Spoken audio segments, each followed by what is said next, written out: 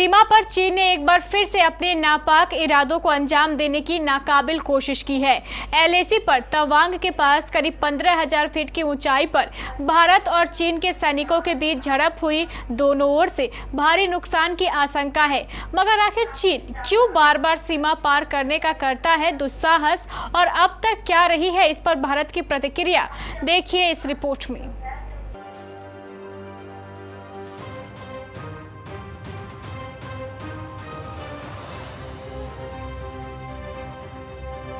चीन ने एक बार फिर दुस्साहस किया है। 30 महीने पहले लद्दाख और अब अरुणाचल प्रदेश के यांगत्से इलाके में विश्वासघात किया है। एलएसी पर तवांग के पास 15,000 फीट की ऊंचाई पर भारत चीन के सैनिकों के बीच भिड़ंत हो गई।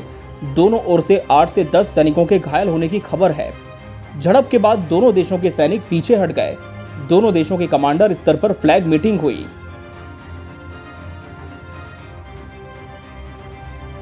चीनी लगभग 300 सैनिकों के साथ भारी तैयारी के साथ आए थे, लेकिन उन्हें भारतीय पक्ष के भी अच्छी तरह से तैयार होने की उम्मीद नहीं थी। 9 दिसंबर को भारतीय सेना के सैनिकों के साथ संघर्ष के दौरान अरुणाचल प्रदेश के तवांग सेक्टर में एलएसी पर चीनी सेना के 300 से अधिक सैनिकों को भेजा गया था, लेकिन उन्हें उम्मीद नहीं थी कि भारतीय पक्ष भी पूरी तरह से तैयार होगा। भारतीय और चीनी सैनिक पिछले हफ्ते पूर्वोत्तर राज्य अरुणाचल प्रदेश में भिड़ गए। इस मामले से परिचित भारतीय अधिकारियों के अनुसार 2020 के बाद से पड़ोसियों के बीच इस तरह की ये पहली मुठभेड़ है।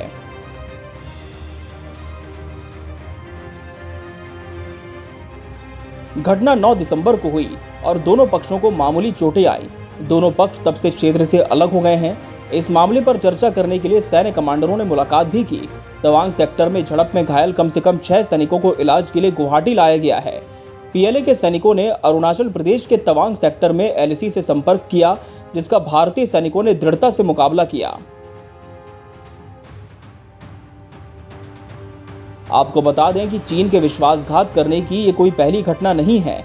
कई बार ऐसे मौके आए हैं जब दोनों देशों के सैनिकों में झड़प हुई है। हालांकि कुछ महीनों से दोनों देशों के बीच कमांडर स्तर की बातचीत के बाद शांति देखने को मिल रही थी। सूत्रों के मुताबिक अब फिर चीनी सैनिकों से झड़प हुई है।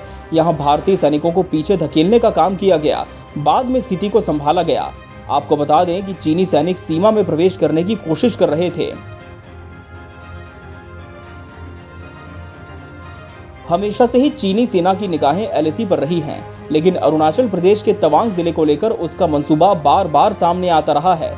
1962 के युद्ध के समय चीन ने भारत के पूर्वोत्तर हिस्से में अपने सैनिकों का सबसे बड़ा जत्थे से तवांग के रास्ते असम तक घुसपैठ करवाई थी। कुछ समय के लिए तवांग चीन के कब्जे में था।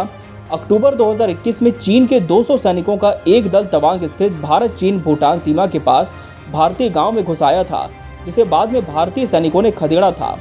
इस बार भी चीनी सेना के मंसूबे कुछ ऐसे ही थे, लेकिन भारतीय सैनिकों के सामने एक बार फिर चीनी सेना को मुंह की खानी पड़ी।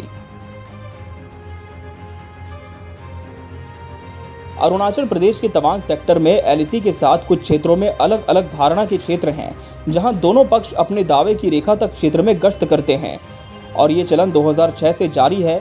जनवरी 2021 में उत्तरी सिक्किम के नकुला क्षेत्र में एक विवादित खंड में भारतीय और चीनी सैनिक आमने सामने आए थे।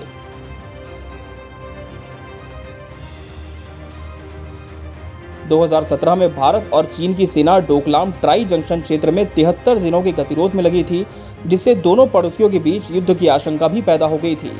बहरहाल भारत के इरादों के आगे चीन एक बार फिर पानी मांगता हुआ नजर आ रहा है।